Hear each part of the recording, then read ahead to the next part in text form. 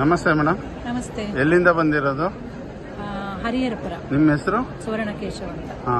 ಇಲ್ಲಿ ಬಂದ ಹಾಕೋ ಉದ್ದೇಶ?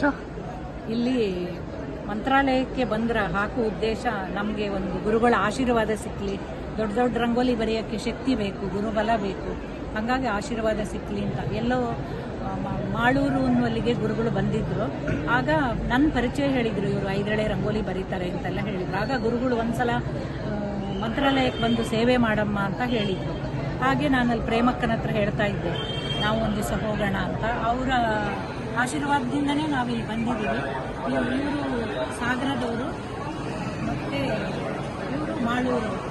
ಹಾಗೆ ನಾವು ಶಿವಮೊಗ್ಗ ಸೈಡೆಲ್ಲ ಹಾಕುವಾಗ ಇವ್ರುಗಳನ್ನೇ ಕರ್ಕೊಳ್ತೀವಿ. ಇನ್ನು ಬೆಂಗಳೂರು ಸೈಡಲ್ಲಿ ಹಾಕುವಾಗ ಅಲ್ಲೊಂದು ಟೀಮ್ ಇದೆ, ಹರಿಹರಪುರ ಆ ಕಡೆ ಹಾಕುವಾಗ ಅಲ್ಲೊಂದು ಟೀಮ್ ಇದೆ. ಹಂಗೆ ಎಲ್ಲೆಲ್ಲಿ ಹೋಗುವಾಗ ಯಾರ್ಯಾರು ಅನುಕೂಲ ಆಗುತ್ತೋ ಅಲ್ಲಿ ಕರ್ಕೊಂಡೋಗಿ ರಂಗೋಲಿ ಬರೀತೀವಿ. ಇದರ ಸ್ಪೆಷಾಲಿಟಿ ಏನು?